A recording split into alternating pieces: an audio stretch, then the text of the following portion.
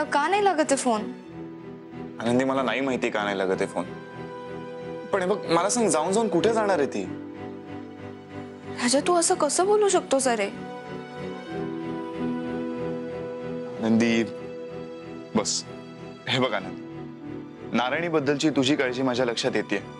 ज्या पद्धतीने आपण या सगळ्याचा पाठपुरावा लावलाय त्यानंतर नारायणीचे हेच हाल होणार होते याची कल्पना होतीच ना आपल्याला. मला सगळं मान्य आहे वीर, पण या सगळ्या प्रकरणात आपण अक्का कशा वागतील हेच गृहीत धरून चाललो. आयुष्यभर त्यांनी नारायणीच्या चुका पाठीशी घातल्या आणि आता जेव्हा तिला त्यांची जास्त गरज आहे तेव्हा हाताला धरून बाहेर काढलं. आनंदी त्यालाही नारायणी जबाबदार आहे.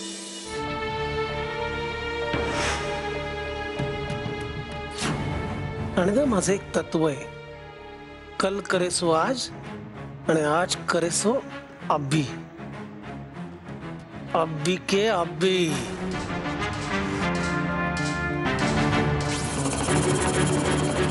आनंदी आनंदी मरायला टेकलाय तरी याचा आनंदी आनंदी चालूच आहे. ए दादा, तुझा ना या घराला उपयोग आहे ना समाजाला, मग कशाला जगतोस तू? मर ना. आनंदी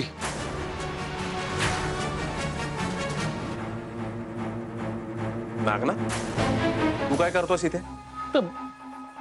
आजारी माणसाजवळ बसून काय करणार ना मी दुसरं? अक्कला काय रे, नवऱ्याकडे लक्ष द्यायला तिच्याकडे वेळच नाहीये. आपल्या मुलीचं वाटोळ कसं झालं याचा विचार करण्यातच दिवस घालवते. बघ आता तूच बघ बघ ये.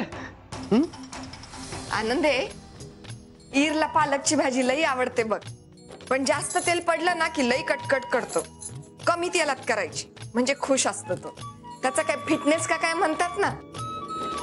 आनंदी, तुझ्याजवळचा मोबाईल कुठे आहे? गोरखदादा कधीपासून तुला फोन लावायचा प्रयत्न करतात. अरे मला लक्षातच राहत नाही तो मोबाईल घेऊन फिरणं.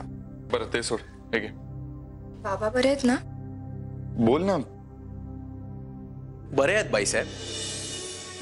नाही पण हे ऐकण्यासाठी निदान फोन उचलला असता तर बरं झालं असतं. काका माझ्या लक्षातच राहत नाही. ठीक आहे, तुझी कारणं तुझ्याकडेच ठेव. काही नाही, दादाची तब्येत आता व्यवस्थित आहे. मगाशी दादा शुद्धीवर आला, तुला भेटायचंय त्याला, तेव्हा ये लवकर.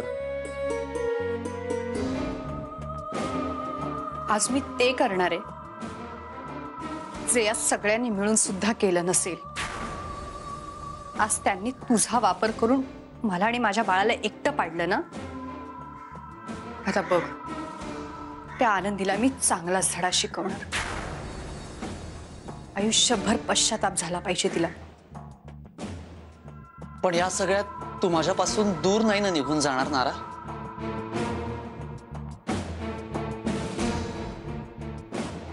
कारण तुझ्या पोटात माझं बाळ आहे आणि तू लांब गेलीस तर याचा अर्थ तुझ्याबरोबर माझं बाळही माझ्यापासून लांब जाईल.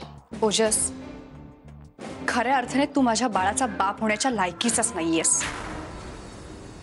माझी मम्मा बरोबर म्हणायची, मला कितीही त्रास झाला तरी चालेल पण माझ्या नारायणीला त्रास होता कामा नये. आज खऱ्या अर्थाने मला कळतंय की आई होणं काय असतं ते. त्यावेळी मम्माच्या ज्या भावना होत्या त्याच भावना माझ्या सुद्धा आहेत. आज मला कितीही त्रास झाला तरी चालेल पण मी माझ्या बाळाला त्रास होऊ देणार नाही. आज त्या सगळ्यांनी मिळून मला आणि माझ्या बाळाला रस्त्यावर आणलंय ना.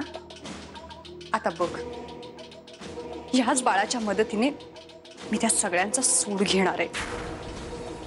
बरं हे बघ, तिने समजा नाही केलं तिच्या जीवाचं बरं वाईट, पण तिच्यावर आलेल्या ताणाचा तिच्या बाळाला किती त्रास होत असेल रे. आनंदी बास आता. मला सांग आनंदी, आपल्याला आपला संसार नाहीये का? तिच्यापेक्षा जास्त ताण आपल्यावर येतोय आनंदी. आणि तसंही नारायणी, तिचं नशीब याच्याशी आपल्याला काही घेणं देणं नाहीये. तिच्या बरोबर जे काय होतंय ना ते तिच्याच वागण्यामुळे होतंय. म्हणून सांगतोय आपण पुण्याला निघून जाऊ आणि आपला संसार जगूया आनंदी. पिंजरा